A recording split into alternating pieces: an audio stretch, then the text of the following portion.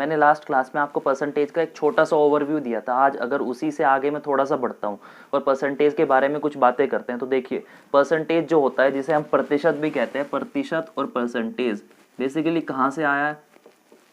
प्रतिशत या परसेंटेज जो है हमारे लैटिन वर्ड जो एक है परसेंटम, परसेंटम से ही बन के आया परसेंटेज। अब परसेंटम को अगर मैं दिखाऊं आपको लिख के, परसेंटम ये लैटिन वर्ड था एक, वहीं से हमने इसको अडॉप्ट किया परसेंटम। ये परसेंटम का मतलब हम यहाँ पर अगर इंडिया में यूज करें या इंग्लिश में यूज करते हैं परसेंटेज, और इस परसेंटेज का इसको शॉर्ट फॉर्म में अगर हम एक्रोनियम करते हैं तो इसका हो जाता है परसेंट। परसेंट का मतलब क्या होता है? पर मतलब होता है दोनों के अंदर अगर पर आया है, पर दिखाता है आपका डिवाइड को, और सेंट दिखाता है 100 को, मतलब कि डिवाइड में 100 लिखना ही परसेंट है, परसेंट। लेकिन अगर हम 1% लिखते हैं, 1%, भाई हमें परसेंट की वैल्यू तो पता है कि परसेंट की वैल्यू क्या आने वाली है। परसेंट कैसे देखा जाएगा? भाई हमने लिख दिया डिवाइड बाई 100, ये तो हमने लिख दिया, लेकिन 1 कहाँ जाए? 1 होता है यहाँ पर, तो 1% की वैल्यू आती है 1 डिवाइड बाई 100। ये क्या दिखाता है? इसकी वैल्यू होती है कि 100 अगर रुपए थे, कुछ दोस्तों ने अगर एक बिजनेस स्टार्ट किया और 100 रुपये लगा के उसने स्टार्ट किया, उसमें से अगर एक की वैल्यू, एक ने पैसा 1 रुपये लगाया है, तो 100 में से उसका हिस्सा कितना है? 1 रुपये। तो इसी तरह अगर हम इसे लिखना चाहें तो परसेंट की वैल्यू होती है आउट ऑफ 100।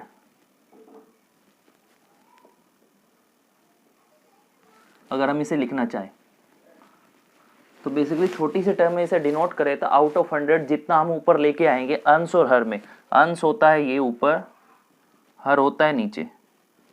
अंश में जितना भी हम लेके आए 100 में से 100 एक आधार वैल्यू बन जाती है, बेस जिस पे हम कुछ भी कैलकुलेट करते हैं, जिस पे कुछ भी गणना करेंगे हम, वही हमारा आधार होगा। उसमें से हम कुछ भी लेंगे, यहाँ पर अगर 5 ले लेते हैं तो 5% बन जाएगा, 10 लेते हैं 10% बन जाएगा। अब इसी के साथ साथ अगर मैं और थोड़ा सा दिखाने की कोशिश करूँ आपको, अगर मैं लिखता हूँ फ्रैक्शन, फ्रैक्शन बेसिकली क्या होता है? फ्रैक्शन होता है आपका भिन्न,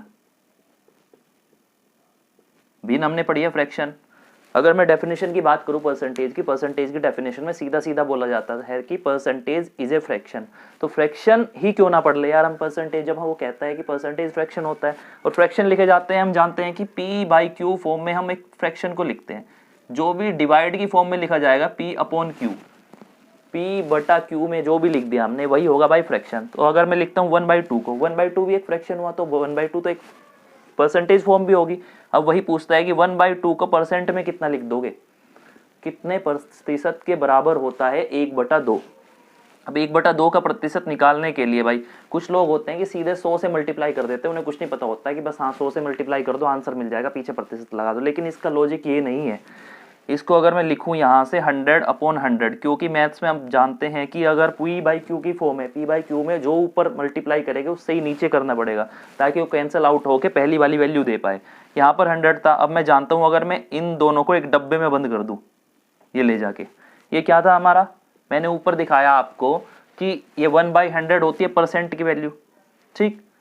1/100 मैंने लिखा 1%, 1% तो यहाँ पर आ गया मल्टीप्लाई। अब क्या बचा हुआ है? 100 डिवाइडेड बाई 2 यहाँ बचा हुआ है। तो यहाँ से अगर मैं निकालूँ 50 यहाँ आता है, तो 50 और मल्टीप्लाई 1 की होके कितना आ जाएगा? 50%। तो 1/2 की वैल्यू कितनी हुई आपकी? 50% वैल्यू आ जाती है अगर हम 1/2 फ्रैक्शन को लिखना चाहे प्रतिशत की फॉर्म में। अब इससे अगर थोड़ा सा बात आगे करें, ये तो थी 1/2 की बात। अगर मैं करूँ 3/4 की बात, 3/4 को अगर मैं परसेंटेज में लिखना चाहूँ कि कितने परसेंट है, तो 3/4 डिवाइड बाई 100 में करूँगा ऐसे, लेकिन हर बार ऐसे थोड़े करूँगा। अगर मैं और छोटा करूँ इसे तो मैं क्या करूँगा? सीधे 100% यहाँ पर लिखूँगा, 100%। इसको इससे काटूँगा 25, 75% के इक्वल हो जाएगा। लेकिन इन्हीं बातों को अगर मैं छोटी सी चीज़, छोटी सी सोच में बताना चाहूँ आपको, अगर मैं 1/2 की बात करता हूँ, 1/2 फ्रैक्शन था, 1/2 मतलब क्या था? 2 में से हमने एक हिस्सा लिया, 2 जहाँ पे हमारा बेस था उसके रेस्पेक्ट में हमने कुछ उठाया है। यहाँ पर 2 बॉक्स बनाते हैं सेम साइज के। अब ये चीज़ हो गई, कोई भी चीज़ खुद में कितनी होती है? 100% होती है। ये आप सब जानते हो कि कोई भी चीज़ अगर लेके आएंगे वो खुद की 100% होती है। इवन आप बैठे हो तो खुद के आप 100% हो। 100 बच्चों का ग्रुप लूंगा किसी भी क्लास का, तो जब तक उसमें से कोई जाए ना या उसमें कोई शामिल ना हो, वो 100% है। प्रतिशत मतलब कि 100% का मतलब है एक पूरा का पूरा सर्कल, एक पूरी चीज, उसमें से ना कुछ घटे ना उसमें ऐड हो, उससे पहले वो कॉम्बिनेशन भी हो, कुछ भी हो, तो 100% कहा जाएगा। अब इसे मैंने 100% कहा भाई, दो हिस्से थे, एक बॉक्स ये है, एक बॉक्स ये है, सिमिलर बॉक्स है बिल्कुल। दो बॉक्स ये बताता है कि हमारे पास टोटल कितने थे, दो बॉक्स थे, उसमें से हमने कितने उठाए हैं, एक। ये भाई बाहर निकाल लिया, लेके चला गया, चोरी हो गया, कुछ भी हो गया। अब आप ये बताइए कि जब ये पूरा का पूरा 100% था तो ये कितना बचा था, 50% ये था और 50% ये था, ये वाला बाहर ले गया। अब कितना बचा है, 50%, मतलब कि जितना बाहर लेके चला गया है वो भी तो 50% लेके गया, तो इसकी वैल्यू हो गई 50%। ये लॉजिक था इसके पीछे। अब अगर मैं इसकी बात करूँ 3/4 की, जो मैंने ऊपर बताया 3/4, भाई बेस बताता है कि कितने बॉक्सेज है, कितनी टोटल वैल्यू थी, किस में से कितना लिया है आपने, कितने में से कितना, तो वो कितने में से कितना, कितना या ये 4 बॉक्सेस बनाए मैंने बेस के, एक जैसे सिमिलर बॉक्सेस थे। ठीक, यहाँ से यहाँ तक मैंने कहा टोटल कोई भी चीज़ खुद में 100% होती है, 100% हुई। 100% की वजह से पहला बॉक्स, दूसरा बॉक्स, तीसरा बॉक्स, 4 बॉक्स। जब 4 की वैल्यू 100% है 4 बॉक्सेस की, तो एक बॉक्स तो 25% का होने वाला है।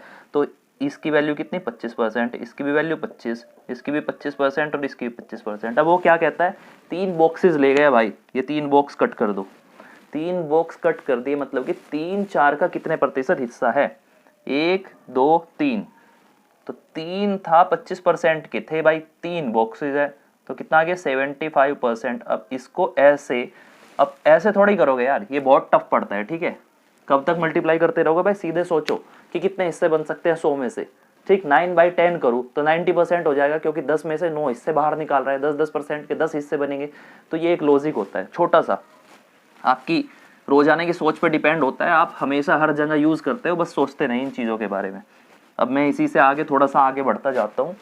अब अगर मैं बात करूँ कि 4 और 5, दो नंबर लेता हूँ 4 और 5। ठीक है, इसमें अगर मैं बताऊं कि कंपेयरिंग क्वांटिटी क्या होता है, कंपेयर करना ही क्वांटिटी का, तुलना करूं, अगर मैं कहता हूं 4 5 का कितने प्रतिशत है, या कहता है 4 इज व्हाट परसेंट ऑफ 5। ठीक, इंग्लिश में ऐसे लिखेंगे इसको, तो कहता है 4 5 का, ये जो मैं 5 का लिख रहा हूं, या ऑफ 4 इंग्लिश में आता है कि व्हाट परसेंट ऑफ 5, तो ओ 5 जहां लगा या 5 का लगा वो बनेगा हमारा बेस। बेस मैंने बताया कि जिसके बेस पे हम ऊपर की वैल्यू लेते हैं, जो हमारा टोटल होता है वही बेस कहलाता है। मतलब ये जो टोटल वैल्यू थी वही हमारा क्या बनता है, बेस। बेस को ही हम कहेंगे आधार। जो हमारी आधार वैल्यू थी वो हमने नीचे ली, और जो पूछेगा वो हमेशा ऊपर जाएगा अंश में पूछा हुआ। अब हमने क्या कहा, 4/5 कितना हिस्सा है, 4 5 का कितना हिस्सा है। अब 4 5 का कितना हिस्सा है भाई, मैं सीधे से बताता हूँ, 5 हिस्से करने हैं, नीचे दिया है 5, 5 बॉक्स बना लो, 3 4 5, 5 बॉक्स एक जैसे है, 5 में से 4 निकलवा रहा है, 5 बॉक्स 100% थे, तो एक बॉक्स कितने का हो गया भाई, 20%, 20 20 20 20% के 5 बॉक्स बने हैं, 4 निकलवा लिए, तो 80% हो गए 4 बॉक्स की वैल्यू। ठीक है, अब इसे ही अगर हम कैलकुलेटिव फॉर्म में लिखना चाहे भाई, 4/5 पूछ रहा है, परसेंट में पूछ रहा है, तो 100% से मल्टीप्लाई कर दो सीधे सीधे, 5 से जाएगा 20, 20 क्या हो जाएगा 80%। लेकिन ये हमें करके कभी नहीं देखना होता भाई, इससे सीधे पता चल जाता है कि हाँ क्या बातें कर रहा है और कहाँ से आई ये बातें। अब इसी को अगर मैं घुमाता हूँ छोटा सा उल्टा करके, अगर पूछूँ इसे कि अब तक मैंने बताया कि 4 5 का कितने प्रतिशत है, और मैं बताता हूँ कि 5 4 का कितने प्रतिशत है, ये बात करता हूँ, 5 4 का कितने प्रतिशत है। देखिए 5 4 का, 4 का लगा हुआ है, ये वाला मैंने क्या बताया, बेस हमेशा नीचे लिखना होता है, नीचे लिख दिया, पूछा है 5 ऊपर लिख दिया, सीधे परसेंट मारूंगा 100%, ये सीधे पता लग रहा है मेरे को, ये तो मैं आपके लिए करके दिखा रहा हूँ, सीधे लिख दूंगा इसको मैं। ठीक है, ये 25 आया, 125% अगर मैं सॉल्व करूं। लेकिन अगर मैं बॉक्सेस में जाऊं, सीधे सीधे अपने दिमाग में हल करने की कोशिश करूं कि बेस टोटल कितना था, 100% की वैल्यू कितनी है, 5 है भाई, 5 बॉक्स बना दो। 5 बॉक्स जब है, 5 ने सॉरी 4 बॉक्स, क्योंकि हमारा बेस दिया गया है 4, तो 4 बॉक्स थे हमारे आधार, 100% कितना दिया था 4 बॉक्स, कितने कितने के बनेंगे 25%, 25 25 25%, 25 25 के 4 बॉक्स बने, 4 में से कितना लेना है हमें 5। भाई देखो 100% तो हमारा पहले ही है, एक और जोड़ना है, लेकिन वो जो जुड़ेगा वो भी तो इनके सेम इक्वल वाला ही जुड़ेगा। तो 25% जो जोड़ रहा है, जब 4 में +1 करके एक वैल्यू आई, एक एक एक एक, एक 4 थे ये, एक और बढ़ गया तो वो भी 25% का बढ़ा। 100 पहले थे, 25% और बढ़ गया तो कितने हो गए 25%, मतलब कि 4 का 5 कितने परसेंट है, 5 कितना है 125% ऑफ 4। ये थी छोटी सी बातें। अब इसी से थोड़ा सा और मिलता जुलती कुछ बातें करते हैं।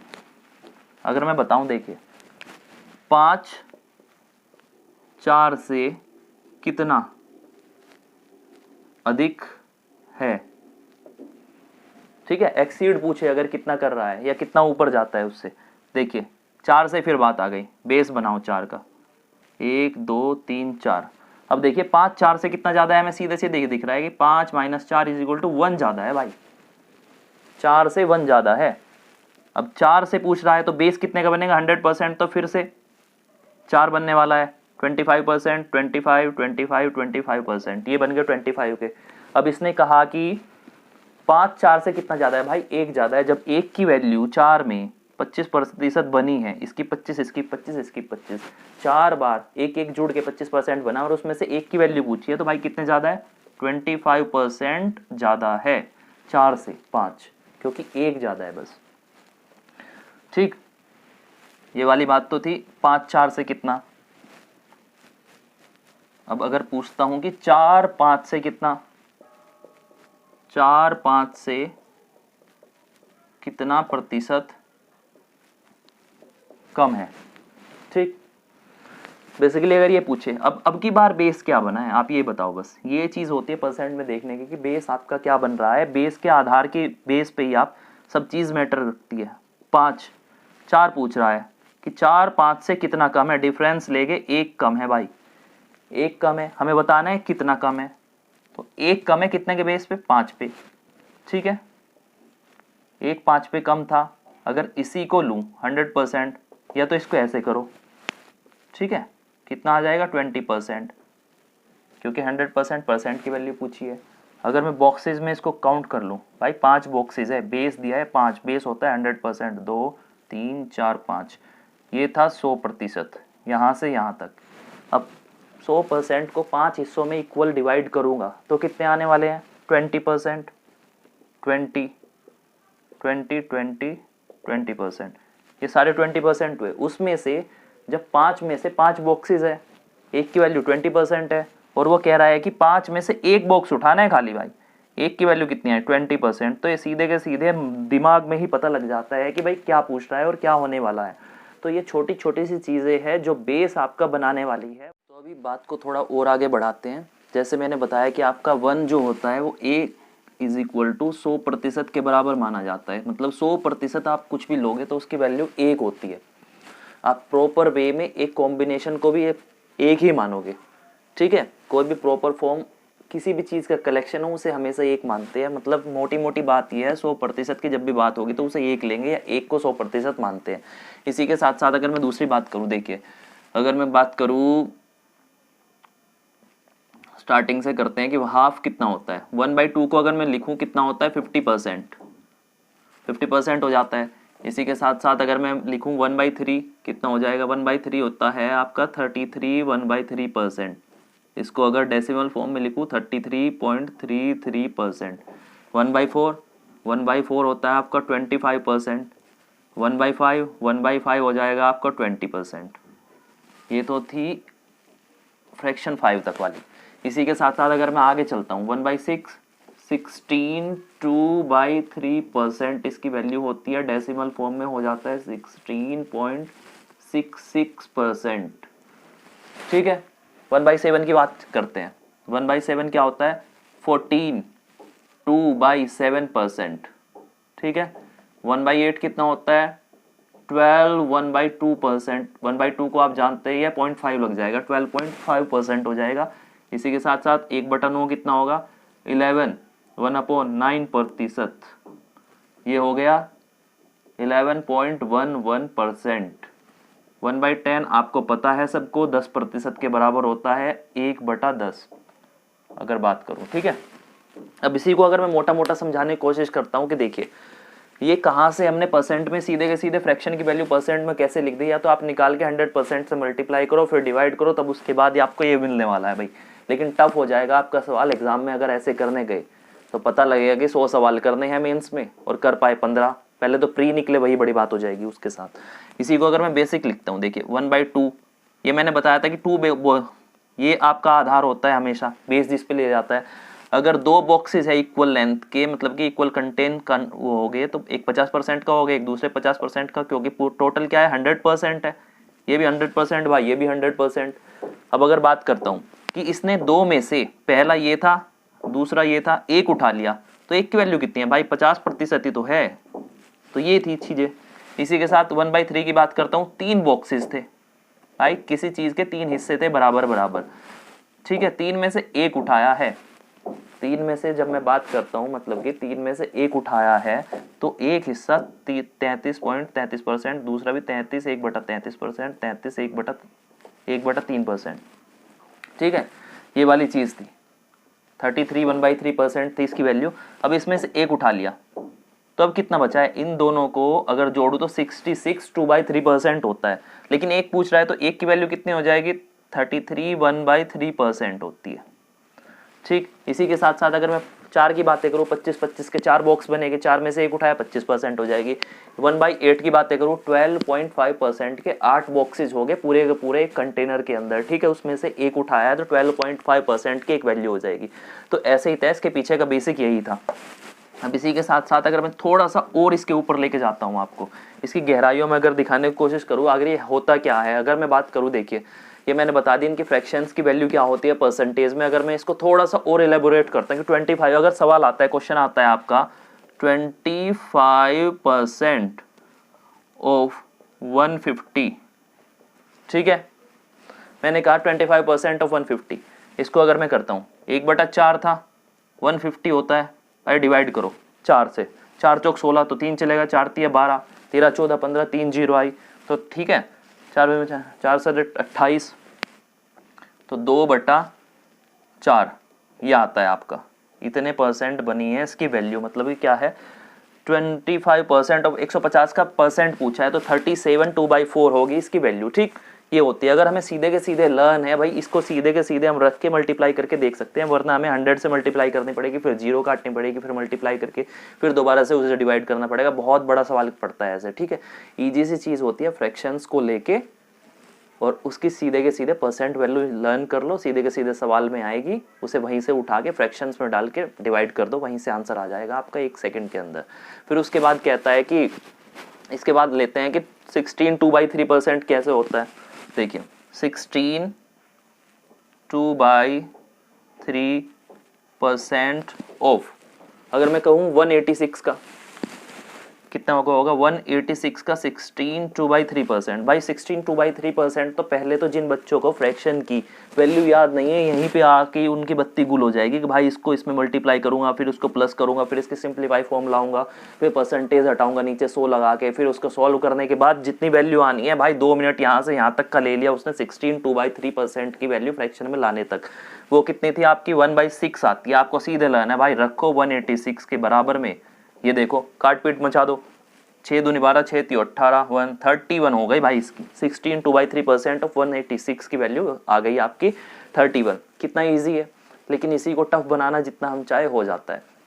इसी के साथ साथ अब मैं थोड़ा सा और खेल इसमें आगे दिखाता हूँ आपको, कैसे कैसे कहाँ आपके बेसिक्स काम आते हैं।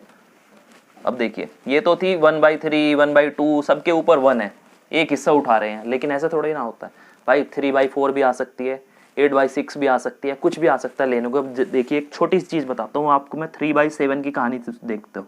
देखिए इसको बेसिक सी चीज़ है, इसको गहराइयों में समझिए क्योंकि इसी पे डिपेंड होती है सारी चीज़ें। भाई देखो मेरे को 1/7 की वैल्यू पता होती है, सीधे 1/7 रख दो, मेरे को नहीं पता 3 की वैल्यू, भाई इसको हटाओ यहाँ से, जो जो मेरे को आता है वैसे ही करते चलो। 3 मल्टीप्लाई 1/7 की वैल्यू थी हमारी 14 2/7%, ठीक है।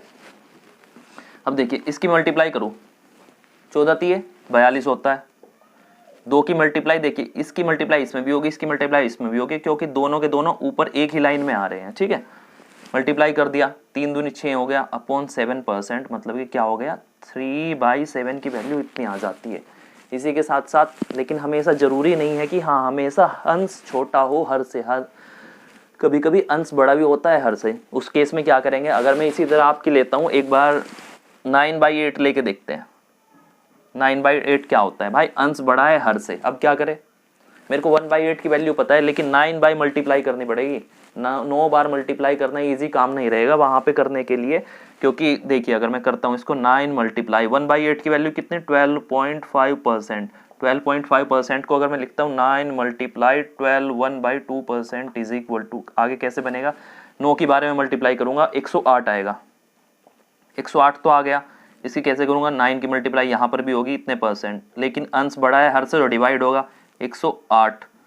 ये तो एक गोले में था, और इसका कितना आया 2 चौक 8 और एक ये इतना गोला आया। ठीक है, हम जानते हैं कि ये दोनों प्लस हो जाएंगे, जो बराबर बराबर में आए ये प्लस हो जाते हैं, क्योंकि इसकी वैल्यू निकल के आई है एक प्रॉपर बाहर। इसको अगर प्लस करता हूँ भाई कितना हो जाएगा 112 सही 1/2% इसकी वैल्यू आई है। लेकिन थोड़ा टफ पड़ गया ना, देखो कितने लंबा सवाल हो गया, यहाँ से कितनी सारी लाइन यूज कर ली हमने एक आंसर लाने के लिए। अब इसी को अगर मैं इजी वे में दिखाना चालू करूँ, भाई देखो ऐसे करते हैं हम, तो हमसे नहीं आता इतना टफ करना, छोटी सी चीज़ है बस उसे समझे। 9/8 होता है, 9/8 को मैं क्या लिख सकता हूँ, 1 सबको डिवाइड करना आता है, ये आ गया भाई 9/8, 8 1 जा 8 + 1 9/8। अब देखिए ये चीज़ जो होती है ना, ये हमेशा प्लस फॉर्म में होती है, क्योंकि अगर इसे सिंप्लीफाई करके हम लिखेंगे तो 9/8 ही आना है, आपको पता है। ऊपर मैंने क्या बताया कि 1 = 100% के बराबर होता है, हमें परसेंट में ही वैल्यू बतानी है इसकी, तो दोनों के दोनों परसेंटेज में लाने की कोशिश करेंगे। ये 100% एक की वैल्यू, 1/8 की वैल्यू कितनी बताई थी मैंने 12.5%, भाई 12.5% इज इक्वल टू कितना आ गया 112 सही 1/2%। ये था इसके पीछे का लॉजिक, लेकिन ये कितना इजी है, और ये देखिए ये टफ पड़ रहा है यहाँ पे। तो आपको यही चीज़ देखनी है कि कौन चीज़ कैसे आपको इजीली सॉल्व करने में आने वाली है, और आप उससे फेमिलियर किस हद तक है। आपको एग्जाम में सवाल दिखते ही आपको याद आना चाहिए कि इसमें कौन सा तरीका लगने वाला है और कौन सा इसमें लंबा लेके जाने वाला है, आपका टाइम खराब कराएगा। इसी के साथ साथ अगर मैं थोड़ी सी और ऊपर की बात करूं, कभी कभी ऐसा होता है कि 9/8 जैसी छोटी वैल्यू नहीं आती भाई। अब मैं देखता हूँ इसको कैसे करूँ यार, थोड़ा सा और बड़ा लेके चलते हैं। फ्रैक्शंस में जितना अच्छा खेलना सीखेंगे परसेंटेज आपको उतनी अच्छी आने वाली है, क्योंकि परसेंट का मतलब ही फ्रैक्शन होता है, जिसके डेफिनेशन में ही फ्रैक्शन आ जाएगा। जिसको फ्रैक्शन नहीं आता तो भाई परसेंटेज क्या करेगा। इसके साथ साथ लेते हैं हम जैसे 43/6 लेते हैं, 6 सते 42, एक बचा 7 1/6 आ गया, 7 सही 1/6। 7 को लिखूँ, इसको मैंने बताया ऐसे लिख सकते हैं भाई, सिंप्लीफाई होके यहीं पे आ जाएगा अगर जोड़ने की कोशिश करेंगे इसे एलसीएम लेके। यहाँ पर आ जाता है 7 = जब देखिए 1 = 100% के बराबर, एक की वैल्यू 100% होती है, तो 7 की कितनी हो जाएगी 700%। 700% मैंने यहाँ रख दिया भाई, मेरे को नहीं पता कुछ भी, 700% सीधे सीधे आ गया। 1/6 की मैंने आपको बताई है कितनी है 16 2/3%। अब जोड़ लो भाई 716 सही 2/3%। अगर इसको पॉइंट में पूछेगा तो 716.66% मैंने बताई है, क्योंकि 2/3 की हमारी क्या वैल्यू होती है, 2/3 की 66.66% होता है यहाँ पे। ठीक है, ये चीज़ें आती है। अब ये चीज़ें कवर करने के लिए आपको बेसिक्स आना बहुत ज़रूरी है। अब इससे थोड़ा सा आगे और लेके चलूँगा, आपको बढ़ाते हैं। ये देखिए अब तक मैंने बताया कि फ्रैक्शंस की वैल्यू आपकी कैसे कैसे और कितनी होती है, ये आपको लर्न कर ली है बेसिकली जितना मैंने दिया है। अभी आपको हमेशा टिप्स पर होना चाहिए परसेंटेज निकालने के लिए, परसेंट निकालने के लिए भाई हर चीज़ टिप्स पे होनी चाहिए, क्योंकि परसेंट में जितना अच्छे आपकी लर्निंग पावर होगी उतनी ही जल्दी आप परसेंट का सवाल निकाल पाओगे। और पूरे के पूरे गणित में परसेंट सबसे ज़्यादा रोल प्ले करता है, हर जगह आपका परसेंटेज आने वाला है। इसी के साथ साथ अगर मैं आगे थोड़ी सी और आगे बढ़ाऊँ मैं बात को, देखिए 1/12 1/12 की बात करूँ, 1/12 को भाई फ्रैक्शन में लिख दो। वैसे तो मैं 1/12 के सीधे आपको वैल्यू रटवाऊंगा कितने परसेंट में कितनी आती है, लेकिन मैं निकालना सिखा रहा हूँ यहाँ पर। अभी आपको देखिए निकालना सिखाऊं इसे, अगर 6 दूनी 12 होता है भाई, मैं इसको ऐसे लिख दूँ 1/6 मल्टीप्लाई 1/2। अब मेरे को क्या है भाई 1/6 की वैल्यू तो मुझे पता है, 1/6 की वैल्यू कितनी थी 16 सही 2/3%। मल्टीप्लाई है 1/2। ये छोटा सा तरीका है इसका निकालने का। भाई इसका आधा कर रहा है, ये तो हमारी वैल्यू आ गई, लेकिन इसे नहीं छेड़ना, दूसरी वैल्यू को। जो छोटी वाली वैल्यू बनेगी ना जिससे हम डिवाइड कर सकते हैं, उसे एक कोने में घुसा लो। ठीक, अब इससे हमें डिवाइड करना है, देखिए इसको, और इससे ही करना है ऊपर वाले को, क्योंकि ये नीचे है। 3 और 2 तो भाई भाई हो गए, क्योंकि मल्टीप्लाई में जाएंगे हमेशा। ऊपर वाला इनका दुश्मन है, ऊपर वाले दुश्मन को काट दो। 2 से 16 काटूंगा 8 आ जाएगा, 2 से 2 को काटूंगा 1 आ जाएगा। तो 8 1/3% आपकी वैल्यू हो गई किसकी, 1/12 की। इसी के साथ साथ 8 1/3% आपको डायरेक्ट पता होना चाहिए, वो मैं अगली क्लास में बताने वाला हूँ आपको। लेकिन यहाँ पर देखिए कैसे कैसे निकाल रहे हैं हम। 6/7, 6/7 भाई अंश तो छोटा हो गया हर से, मैं तो डिवाइड भी नहीं कर सकता यहाँ पे। लेकिन जब आप डिवाइड नहीं कर सकते भाई, कुछ घटा तो सकते हो। इसको कैसे लिख सकता हूँ, 1 - 1/7। 1 - 1/7 को अगर मैं लिखूँ, 7 यहाँ जाके डिवाइड होके, मतलब जैसा होगा आपका एलसीएम लेके 7 - 1 = 6/7 बन जाएगा। 6/7 बनते ही मैं जानता हूँ कि 1 कितना था भाई मेरा, 100% था। 1 को 100% लिख दूंगा, दोनों को परसेंट की फॉर्म में लिखूंगा। 1/7 14 2/7%। अब देखो घटाओ इसको, सीधे सीधे है कि कैसे आने वाला है। इसको अगर मैं माइनस करूंगा, ये देखिए 14 2/7 था, ये सीधे के सीधे आ जाएगा आपका 85। हाँ देखिए 85, ये 14 घटाएंगे तो देखिए 14 घटाते ही हमारा कितना बचता है, 100% में से 14 घटाया भाई। ठीक है, 14 घटाते ही हमारा कितना बच गया, 86 बचा होगा। 100 में से 14 अगर घटाते हैं, मोटी मोटी ये चीज़ें घटा लेंगे, 86 बच गया। लेकिन क्या है, 86 तो घट गया, लेकिन ये तो अभी इतना भी लेके बैठा है भाई। उसके 86 वाली जो 85 के बाद वाली टर्म है, एक जो ऐड हुआ है उसमें डिजिट, उसमें से 2/7 भी तो घटेगा। उसको घटाने के लिए हम क्या करेंगे, यहाँ पे 85 बच जाएगा, क्योंकि 86 तो उसमें से चला गया। अब 86 का 1 ये था और 2/7 माइनस किया हमने उसमें से। ठीक है, तो क्या आ गया, ये 5/7 बचा है। तो 5/7 को यहाँ पे लिखेंगे 5/7%। यहाँ पे लॉजिक यही है कि हाँ ये माइनस होके 86 तो आ गया, लेकिन ये पीछे का जो बैठा हुआ है भाई, ये एक्स्ट्रा लेके इसे क्या करोगे, उसे तो एक वहां से उधार लेके उसमें से माइनस करके डिशुम डिशुम करवा के यहाँ लाओगे उसे। तो ये वैल्यू कितनी बची, 85, 5/7%। ये छोटी छोटी सी चीजें हैं, लेकिन इतनी गहराई में समझना जरूरी है, क्योंकि इन्हीं में सब चीज बेस्ड होती है। अगर इनको टफ बनाना चाहोगे, इतना टफ होता चला जाएगा, आपको कुछ नहीं होने वाला भाई। सीधे से सीधे आपका सिलेक्शन नहीं होगा, यही इफेक्ट डालती है आपके सिलेक्शन होने और ना होने के बीच में। इसी के साथ साथ अगर मैं एक छोटा सा रूल बता के चलूँ आपको, कि इसकी तो अब जरूरत नहीं, ठीक है, इसकी मैं आपको बाद में बताता चलूँगा। ठीक है, इसको आपने वैसे भी लिख लिया होगा, सब चीज़ें साथ साथ लिखते चले जितना मैं बताता जाता हूँ।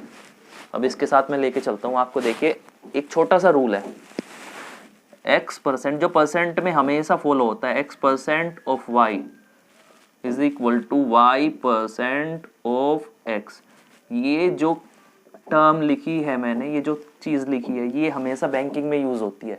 बैंकिंग वाले सवाल क्यों हम नहीं कर पाते भाई, बैंकिंग में ना सारी की सारी कैलकुलेटिव पार्ट पूछता है, और कैलकुलेटिव पार्ट आप तभी कर पाते हो जब आपको उससे डील करना आता हो। कैलकुलेटिव पार्ट की बताऊं, मतलब कि ये कह रहा है कि अगर परसेंट में दूसरे की मल्टीप्लाई कर रहे हैं भाई, इसका मतलब है x% मल्टीप्लाई y। इसको मैं कैसे लिख दूं, इस परसेंट को भाई XY भी लिख दूंगा, इसके वहां परसेंट यहाँ भी लगा दूंगा, इसको आगे पीछे ऊपर नीचे कैसे भगा लो, ठीक है, कोई फर्क नहीं पड़ने वाला।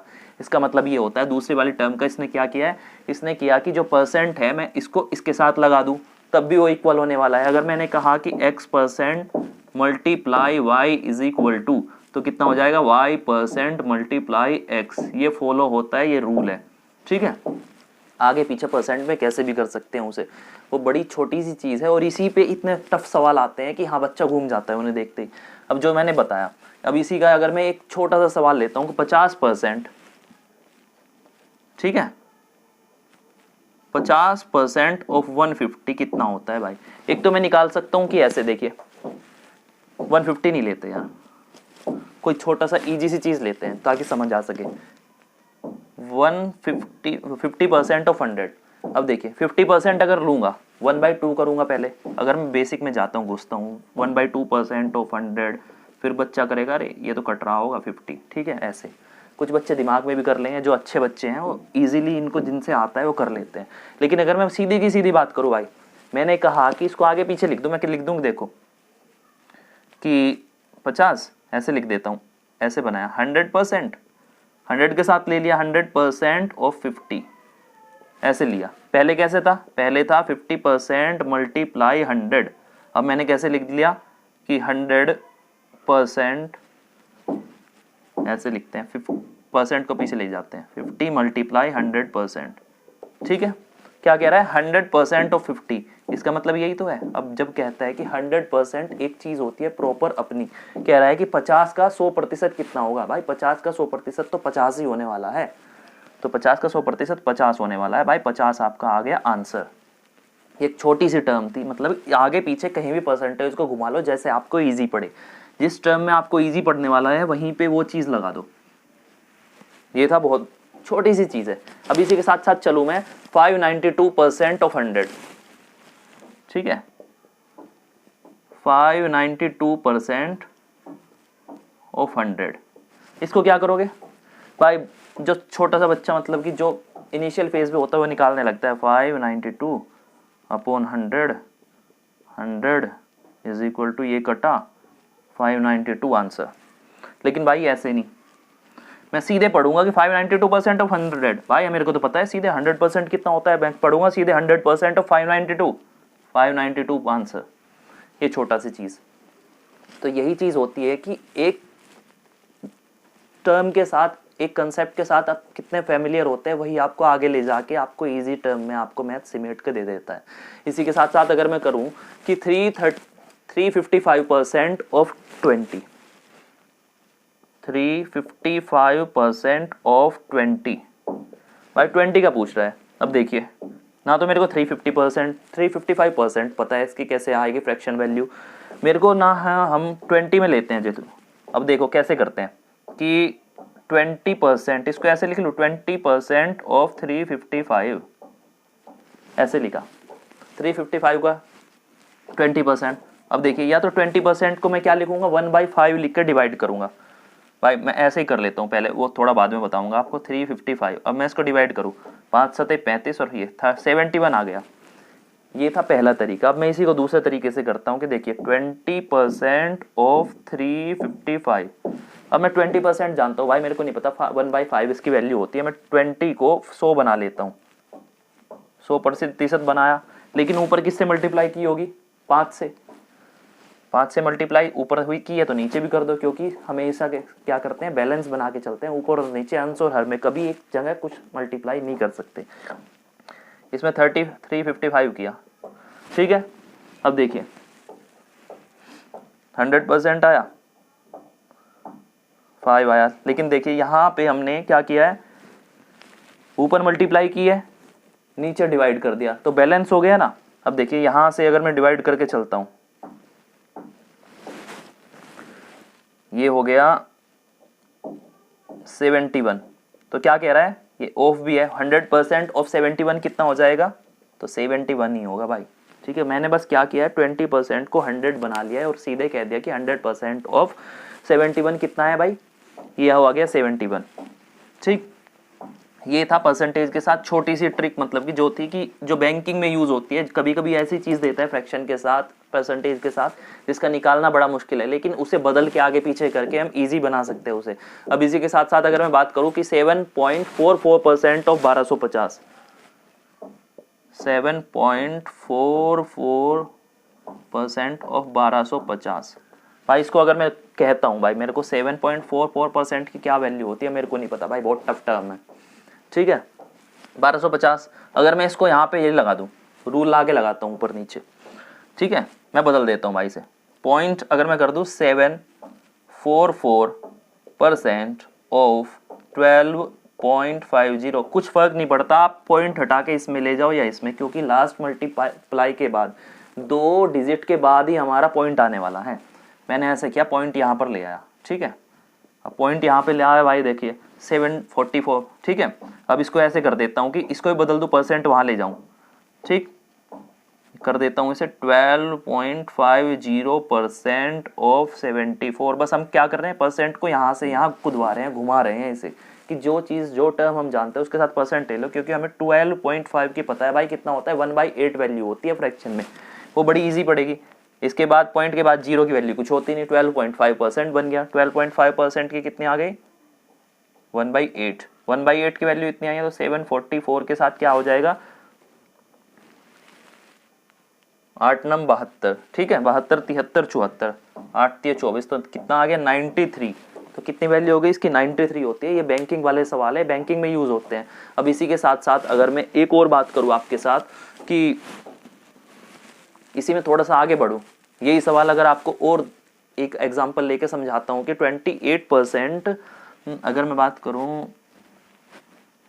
यहां तक हो गया, इसी को आगे लेके चलता हूं कि ये था 28% ऑफ 450 लेते हैं, 28% ऑफ 450, ठीक है। भाई 28% दिया है, 28% ही कैसे निकालोगे, 28 बाई डिवाइडेड बाई 100 करके 0 से 0 काटोगे, फिर और मल्टीप्लाई में घुसोगे यार, ऐसे मत करो यार। देखिए हम करते हैं कि देखिए 28% तो था, अगर मैं 450 को 900 बना लूँ, भाई हमें जानते हैं, हमें पता है कि 900% की वैल्यू कितनी होगी, 9 होगी, ठीक है। तो मैं क्या करूँ, 28% ऑफ 450 को मैं अगर 2 से डिवाइड करूँ और 2 से मल्टीप्लाई कर दूँ, ठीक है, ये तो बन गया 900, और ये जो 2 आया है 2 से ही कट जाएगा 14, ठीक है। तो अब क्या आया, क्या आ गया 14% ऑफ 900। अभी भी टफ पड़ रहा है क्योंकि 14% निकालना है 900 का, भाई टफ पड़ेगा, ठीक है। 90 वैल्यू हो जाएगी 1% की, फिर मल्टीप्लाई 14 से करेंगे, ऐसे आने वाला है, लेकिन ऐसे नहीं करेंगे, हम करेंगे, देखिए 900% लिख दो भाई, 900% ऑफ 14 का 900% मतलब कि 900% ऑफ 14 कितना पड़ेगा भाई, 900 की वैल्यू कितनी आ जाएगी, 9 आ जाएगी, क्योंकि 100% की वैल्यू 1 होती थी, 900% की वैल्यू आ गई 9, 14 से मल्टीप्लाई किया तो भाई 14 और 9 की मल्टीप्लाई कितनी आ जाती है आपकी, 126 आएगी, ठीक है। 9 जगह टेबल पढ़ लो 14 में 126, तो ये आ गया आपका आंसर। देखिए कितना इजी था, लेकिन हाँ आपको आना चाहिए कि आपको इजी कैसे पढ़ रहा है। बैंकिंग वाले सवाल है, बेसिकली बैंकिंग में अब एसएससी वगैरह में पूछे जाने लगे हैं बैंकिंग वाले सवाल। इसी के साथ साथ एक सवाल और लेंगे छोटा सा, अगर लेते हैं हम, अगर कुछ लेता हूँ 45% ऑफ